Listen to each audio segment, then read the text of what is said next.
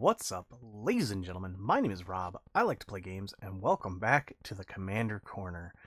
Today, we're going to be going through another one of the Secrets of Strixhaven commanders.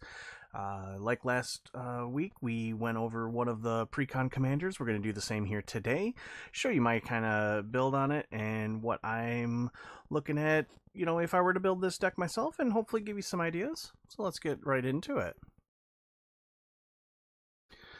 Alright, and here you are going to see my big mana, bigger boom. That's right, it is a high synergy Spellslinger build that focuses on casting expensive instants and sorceries to generate a massive board presence, led by Rootha mastering the moment. So, what's Rootha? Rootha is a 4 mana, 2 of anything, blue-red, so Izzet, or in this case, Prismari commander. She is a 3/4 that says at the beginning of combat on your turn, if you've cast an instant or sorcery spell this turn, create an XX blue and red elemental creature token with flying and haste, where X is the greatest mana value among instant and sorcery spells you've cast this turn. Now, typically in a Spellslinger style deck, you're looking to chain together a whole bunch of cheap instants and sorceries, usually about 1 to 2 mana, sometimes 3, to build up incremental value and then just explode onto the field, usually with like a storm payoff or like a massive token generation or something of that nature. We're still going for a Spellslinger style deck where we are going to be casting a decent amount of spells. However, we're looking to hit a sweet spot of like 4s and 5s to really pump out big creatures each and every combat phase and then just win through incremental advantage that way. And we got a bunch of cards to kind of help with that, so let's kind of get into it and see what we're doing. So our commander already makes a decent token. And honestly, for this one, I'm going to switch this over to mana value so you can kind of just see we're playing with some big guns. Our curve is very weird. Beginning of the game is going to be a lot of ramp, and then we're just dropping. We're just hitting the big boys. So how are we going to do that? Let's go back to our categories real quick. And so we're going to start with our ramp package. We got 20 cards. That is a lot of ramp, but we need it because we want to be able to hit these big payoff cards consistently. We're starting off, with cost reducers like Mind Splice Apparatus. This thing is insane. Beginning of your upkeep, put an oil counter on it. Instant sorcery spells you cast cost 1 less to cast for each oil counter on the apparatus. Notice how Rootha doesn't care about the cost reduction. She just cares what the mana value was of that spell. So even though like it's an 8 mana spell and we only paid 5 for it, we still get an 8/8. So stuff like that is going to be really nice. We're also using Primal Amulet in this. Again, instant and sorcery spells you cast cost 1 less. When you cast an instant or sorcery, put a charge counter. Then if you have 4 or more counters on it, you may remove them and transform it into a land. So it kind of ramps us in that way. And then when it makes a mana of any color, and when that mana is spent to cast an instant or sorcery, you copy it. So now we're going to be doing double of our big spells. We got our normal artifact package for ramp, so Soul Ring, Arcane Signet, Felwar Stone, Izzet Signet, Mind Stone. I wanted to kind of stay within the 2 and then jump to 4. So we've got the Talisman and Thought Vessel. And then we start jumping to the Hedron Archive, the Mind Splice. A new card from this set, Resonating Loot. Lands you control tap for 2 mana if you spend it for instant sorcery. Has a bit of a draw thing on there. It's not as consistent as I would like, but since we're only really playing 1, maybe 2 spells a turn, it is possible to get that draw off. Plus, we're going to need a lot of mana for what we're doing here. There's 1 3-mana Rockborn Power Stone, solely because it does tap for 2 mana. We need the mana. I didn't want it to just be a 3-mana rock that only tapped for 1. We're also using the Emperor of Palamecia from Final Fantasy. Why? Taps for mana, as well as it does turn into a decent burn card at the end of the day. So it's not too bad there. Now, what are some of the big things that we're getting? Well, we're doing Hit the Motherlode. 7 mana, discover 10. So right off the bat, we get a 7/7 out of this. Cool, like that. Then you discover 10, so reveal cards off the top of your library till you hit a non-land card with convertible cost 10 or less. You then cast it for free or put it in your hand. And if it's less than 10, you create a number of treasure tokens equal to the difference. So you cast this, hit a 5, make 5 treasures. Hit a 4, make 6 treasures. Something that's going to help us cast more spells leading into it. We're also doing Creative Outburst. This has early game where we can discard it to create a treasure token. And in the later game, when we want to, or the mid to late game, when we want to be casting this for its 7 mana, 5 damage to any target, it's probably going to kill something. And then look at the top 5 cards of your library, put 1 in your hand, rest on the bottom of your library in any order. So it's got draw as well as removal. Pretty sweet in that. We're also we're using Thrix here to kind of just make it so stuff can't be countered. Really nice there. Rousing Refrain is similar to Mana Geyser, except it goes off every turn. We can suspend it early game, and then when when it comes in, we're ready to go. We've got a whole bunch of mana that's just come in. And that's just some of the ramp that we're doing. Some of the other big spells that we're doing: Call Forth the Tempest, nice removal spell, Cascade, so 8 mana, really expensive for a removal spell. However, it deals damage to each creature your opponents control equal to the total mana value of other spells you've cast this turn. So when you cast this, it's already going to do 8. Okay, it's going to deal 8 damage to everything your opponents control. As well as then, okay, well, we flipped a 3, so now it's 11. And let's just say we flip a 6. Well, that's 17 damage to every creature our opponents control. It's a lot of damage. It's going to deal some damage. We also have the ability to run some of the more expensive counter spells because of how we're playing. And again, each of these things is going to kind of give us an advantage in the way of making big tokens, as well as casting giant spells. And something like that is pretty interesting to me. Now, there is also, some decent payoffs with this within our token generation here. So we've got like Shark Typhoon. Makes a shark every equal to the mana value of what we play, or whatever we play. So that's going to be great. Again, it's another backup there. We also have Zaffy. Zaffy's kind of fun. Whenever you cast or copy an instant sorcery spell, scry 1, mana value 5 or greater, make a 4/4. Cool. There's the token we're looking for. And then if it's 10 or greater, Zaffy deals 10 damage to an opponent chosen at random. We don't really have anything at that high level. However, being able to manipulate our draws as well as create tokens again is what we want. Huge package of draw spells. Again, we don't really want to run out of speed here. I really like this card, Rapturous Moment. This is from the new set as well. Draw 3, discard 2, then you add 5 mana. Okay, so this is a 6 mana card, but we get a 5 mana rebate on it. It's pretty good. It's going to make us 6/6, and then we're going to be able to play again. Maybe trigger some of our other stuff. The Mana Form Hellkite. Whenever you cast a non-creature spell, create an XX Red Dragon illusion token. We've also got Fury Gale Flocking. 1 less for each instant sorcery in your graveyard. For each opponent, create 2 3/3 elemental creature tokens with flying that attack that opponent this turn if they are able. They gain haste. Pretty decent, I mean, at most, this is going to get us 3 more tokens, which isn't bad. But again, our commander doesn't care that the cost is being reduced. It sees a 10/10. That's pretty big. Pretty massive. Same thing with Shark Typhoon. Just sees it as a 10/10. We're also running Brutaclad. I love Brutaclad. It's one of my favorite Izzet commanders. That basically just allows us to turn all of our tokens into one of the other ones. So say we did make a 10/10. Well, now all of our tokens are a 10/10. And they're coming in. So that's pretty powerful. Land base, pretty similar to what we've seen in a lot of the decks that I've presented here. Let me see. Is there any other? Yeah, so we've got this little guy as well, Inspired Sky Painter. This is going to have one of the new prepared mechanics on it. Whenever this creature enters and whenever one or more creature tokens you control deal combat damage to a player, it becomes prepared. What's its prepared spell? Maestro's Gift. Create a token that's a copy of target creature you control. Token gains haste until end of turn.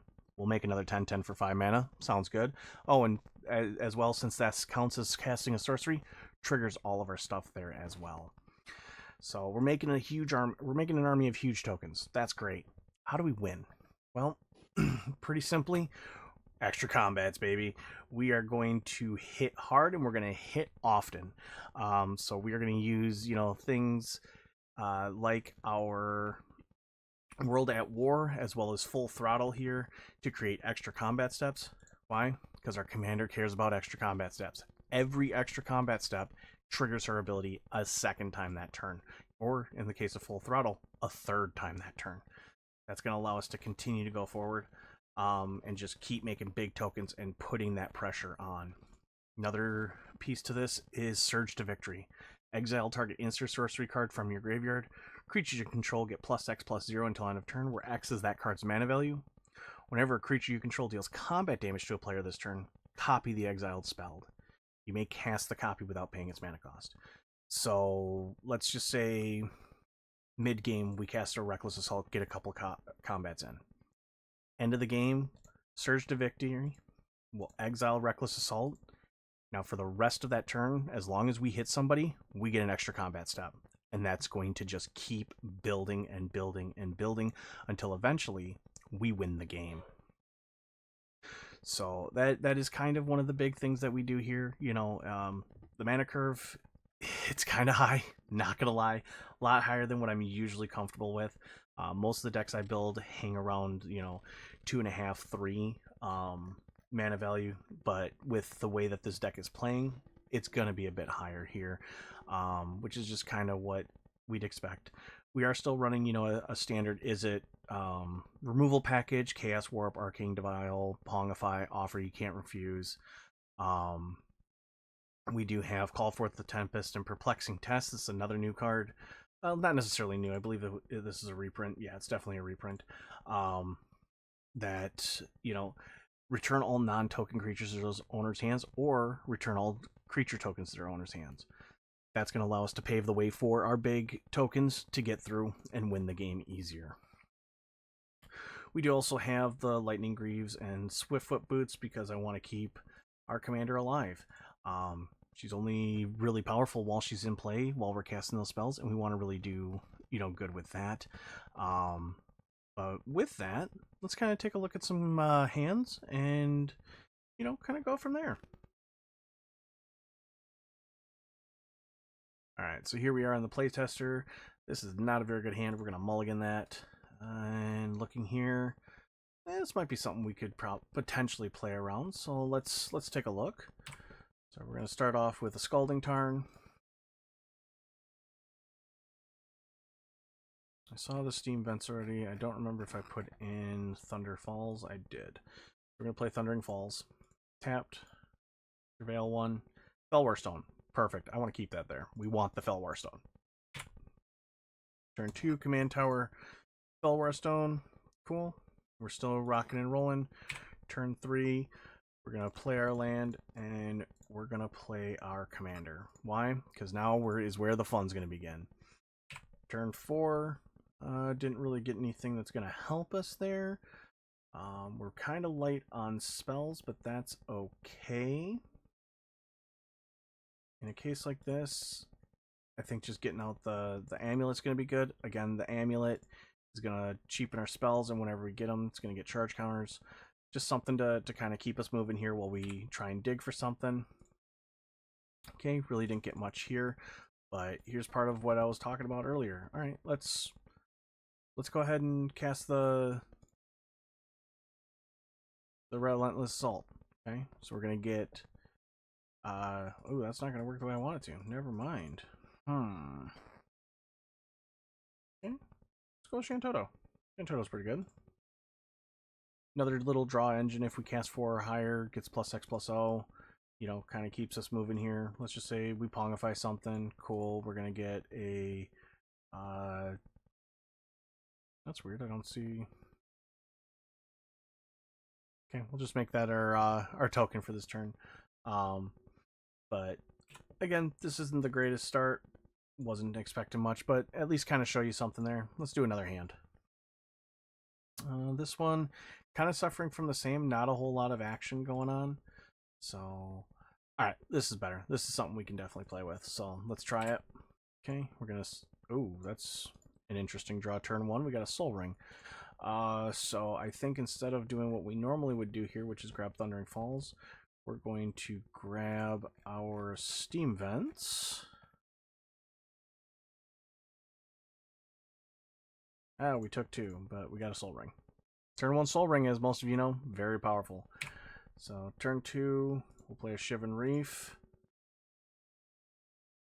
I'll take a turn 2, Commander. Seems pretty strong. Do a Sulfur Falls here since we have that. And let's just start. Alright, so we're gonna start off with a Prismari command. Well, maybe we don't have anything we want to remove, but we can, what is it? Draw 2, discard 2? Yeah, draw 2, discard 2. So we'll draw 2.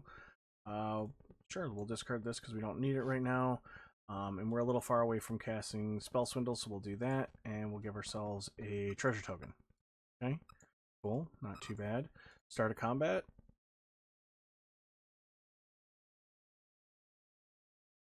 We get our big boy. And we still have 3 mana here, so we still have the ability to, if we wanted to, counter something or go that round. So, alright, let's go turn 4. Okay. Mystic Sanctuary isn't gonna do its things. We don't have 3 islands right now, but that's okay. We just wanna stay on curve. We want to hit our land drops every turn. We're gonna tap this. We're gonna play the Izzet Signet, which is great. You know what? So we've got what, 4 cards here? Nope, wrong button. What if we did everything but the Relentless Assault? So that'd be 3, 4, 5, 6, 7. Yeah, let's do it. Sack this, go to this, and we're going to exile, exile, exile. We're going to play Treasure Cruise. We're going to draw 3 cards, okay? Which, not bad to do that. We're going to discard that, and then guess what? We're going to make another one. So, but this one, unlike the last one, this one's an 8/8.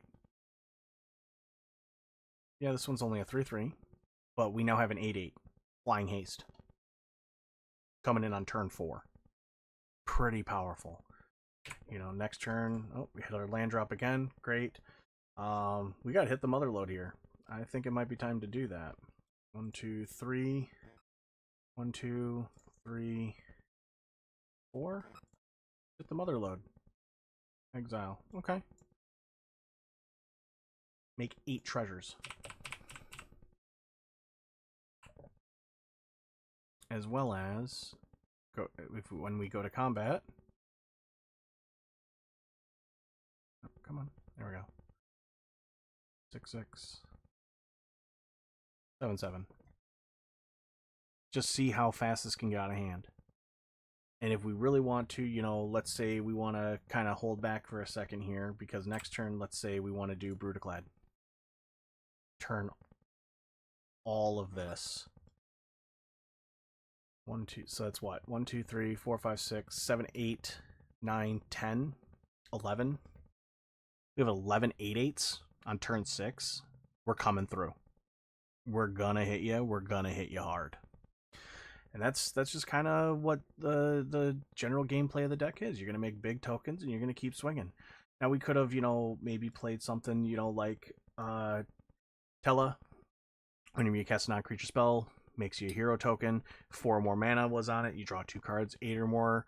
You sacrifice Tella, and it deals that much damage to each opponent. So cast an 8 mana spell, 8 damage to each opponent.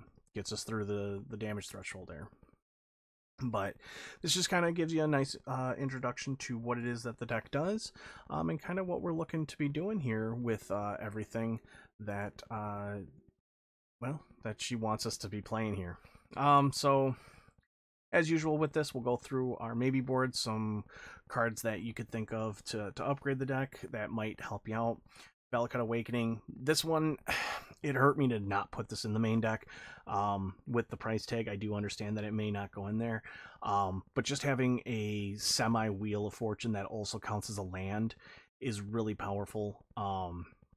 being able to kind of curate your hand, get rid of the things that you don't want to essentially draw the cards that you do. Very powerful. I only have 2 other cards in here. I don't think they need much explanation. Fierce Guardianship, one of the best free counter spells in Commander. With our Commander coming out on turn 4, plenty of time to be able to just cast this for free and keep everybody safe while we continue to do our plan. Same thing with Deflecting Swat. Not enough can be said about this card. This thing is amazing. It was removed from the Game Changers list. Do I think that was a good idea? Sure. I don't mind the Game Changers list as much, but it did feel like Deflecting SWAT didn't really belong on there when we had things like Bolt Bend, and then the new one from Avatar. The name's kind of eluding me at the moment, but definitely stuff that should be, you know, available to everybody. I just think Deflecting SWAT needs some more reprints, so to speak. Second. But otherwise, that is the deck. Some other notable things here. We are running Big Score and Unexpected Windfall. Again, spells that give us treasure tokens, Ashling's Command, as well as some new stuff, Splatter Technique. I really thought this was kind of interesting, you know, being a 5-mana draw 4. That could also be a board wipe if necessary. I thought that was kind of cool from the new set. Aminatu's Augury. I've always loved this card. I think it's really powerful. Allows you to play a bunch of stuff for free. Invert Polarity is probably one of my favorite counter spells that have been created recently.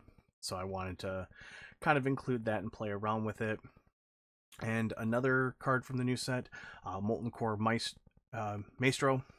Menaced for 2-mana 2/2. But whenever you cast an instant or sorcery, it gets +1/+1 counters. And then if 5 or more mana was spent, you add an amount of red equal to this creature's power. Just seemed to really help out with what we were looking to do here. As well as, you know, as we saw some of the stuff from Final Fantasy that cared about the big mana. And then one last card I did not talk about here is Muddle, the Ever-Changing. Whenever you cast an instant or sorcery spell, Muddle becomes a copy of up to 1 target non-legendary creature you control until end of turn, except it has Myriad. So the reason I was working with Muddle a little bit in this, I haven't had a whole lot of time to play with it. Obviously the set's not out yet, so very limited. But with the way that our deck is running, where we're playing just one big token creature each turn, or trying to play one big spell each turn, we don't need Muddle to trigger multiple times, as it's only going to become a copy once. So we just need it to trigger, become a big, you know, Manaform Hellkite, or, you know, a huge one of our tokens that we want. This is another one that I thought was pretty interesting. Whenever you cast an instant or sorcery, create a 1/1, and then if it's 5 or greater, make 3. Seems pretty fun. But anyways, with that is kind of going to be our deck at the moment. Let me know what you guys think. If you have any other ideas or things that I didn't think of, please put it down in the comments. Interaction is the best way to keep stuff like this going, and let me know that you're enjoying what I'm making here. And next week we will hit one final school from Strixhaven before the set releases. I know pre-release is on Friday this coming up, so I hope you all enjoyed that at your local game stores if you're able to go. I will likely be trying to go to my local game store on Friday to enjoy in that pre-release myself. So, but until next time, my name is Rob. I like to play games. And I hope you all have a wonderful, wonderful rest of your day. And as always, play more games. Goodbye, everybody.